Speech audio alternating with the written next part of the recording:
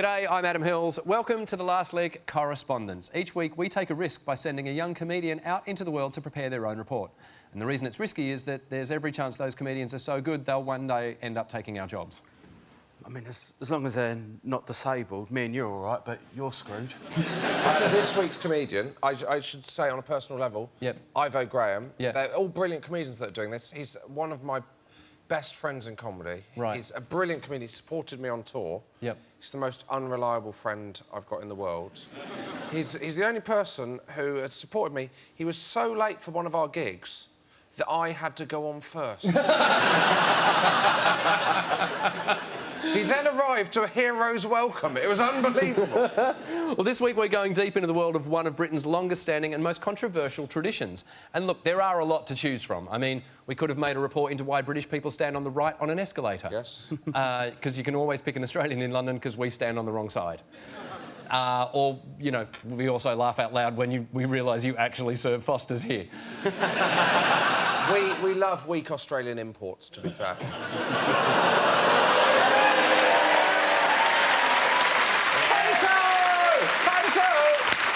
Come on! I can see why Ivo was late.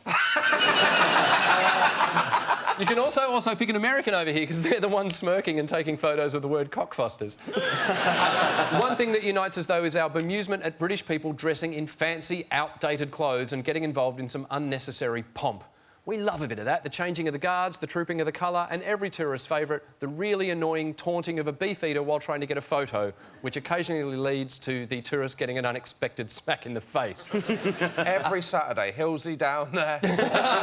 Dressing as a beefeater, punching tourists. However, none of these manage to combine British pageantry and countryside violence quite like the traditional fox hunt. To try to get to grips with this most British of sports, we sent out a correspondent by the name of Ivo Graham. Here's what happened. Britain is in post-election turmoil.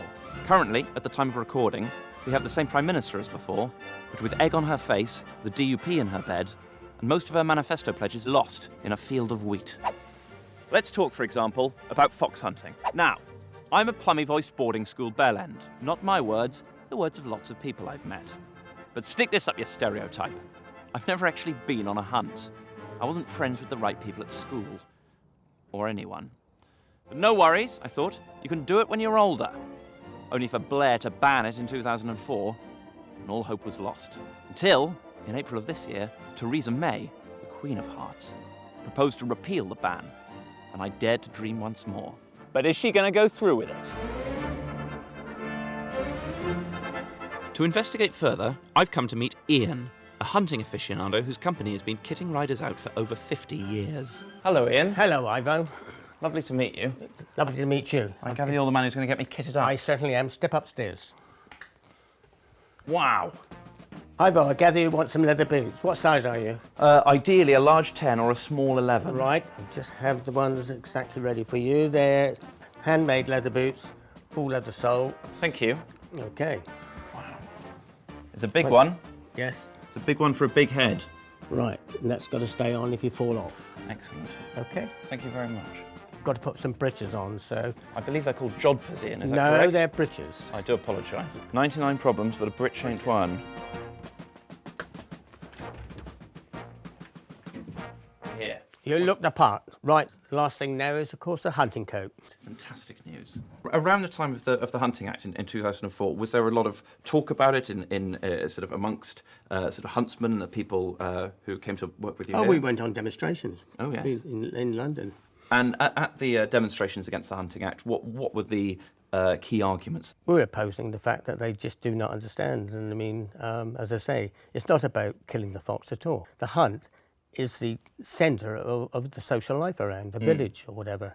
And sometimes there's not much else to do in the countryside. Well, exactly. So if I was to walk away with all this finery today, and how much would that set me back? Well, brand new, of course, everything would cost between £2,000 and £3,000. Oof. After a quick chat with my producer about budget, I decided to source my outfit elsewhere. £12, and it fits like a dream. Getting suited and booted was one thing, but surely no hunt would accept me without a trusty steed. Which one of these beasts am I going to get to ride? Well, actually, you're not going to be riding any of these particular horses. It's a shame. I've got a surprise for you around here, if you'd like to follow me. Okay, so this is our riding simulator in here. Wow.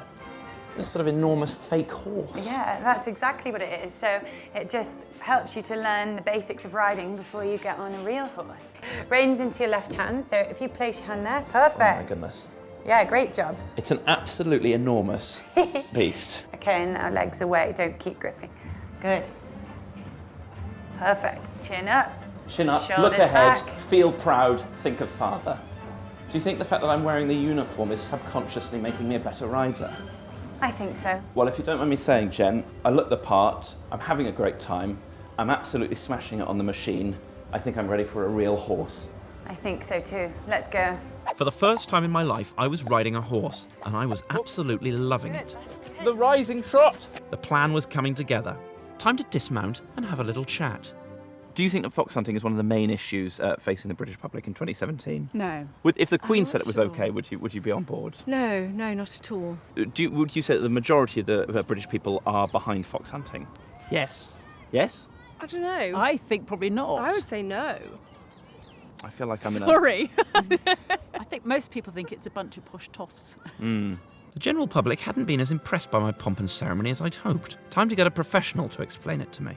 So, Tom, am I right in thinking your organisation is completely opposed to fox hunting? Yes, so the League Against Cruel Sports has been campaigning against abuse of animals in the name of sport for about 90 years. Obviously, that's a shame from where I'm sitting. Now, you're aware, of course, that there are areas of the world where fox hunting is still legal. Would you think it was fine for me to respect the Hunting Act here in England, but then go and fox hunt elsewhere, say in America? No, I think fox hunting is pretty apparent wherever it's happening. So your objections are moral rather than legal? Yes. I think the law is my mistress. But we're very different people.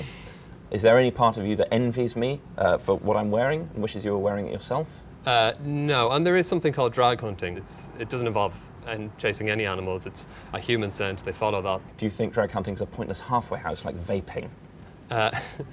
No. Your objection to fox hunting, which you've told me is on a moral basis, is that because you love foxes specifically or just all animals in general? I do like animals, but if you think about what fox hunting entails, it's not really the direction which society should be moving. Fox hunting doesn't kill a fox in 2 or 3 seconds or 2 or 3 minutes. It can take 2 or 3 hours. Yes. When you 2 or 3 hours of great sport, but brutal. So to be clear, Tom, you think Theresa May is extremely unlikely to repeal the Hunting Act? I mean, we're still vigilant about it because we know there's a vocal minority who want to see it repealed. But the reality is I don't think the numbers are there after the election. I can't believe I'm in a minority. First time in my life. Do you pity me, Tom? A little, yeah. Do you think I'll be able to get a refund on this outfit? I finished the day with a sick feeling in my stomach. The feeling which comes from losing faith in oneself, and also from having spent too long on a vibrating horse simulator. The fact is that a repeal of the fox hunting ban currently feels very unlikely and very unpopular, which is a shame because even learning the ropes has been one of the great thrills of my life so far. But at the end of the day, you've got to respect the will of the people and you've got to respect the law. Which is why I'm moving to Northern Ireland, where fox hunting is still completely legal. And if you can't handle that, lads, take it up with the DUP. During time of recording, power sharing talks in Northern Ireland are in full flow, and as such, those wanting to take it up with the DUP should be advised to take it up with the DUP. Sinn Féin, UUP. It's up to us to make it okay. It's time to be positively rebellious and rebelliously positive. As long as we stand up for what we believe in, don't give in to anger or violence. Look out for the little guy. Keep an eye on the big guys. Refuse to keep our mouths shut. And just generally try not to be dicks.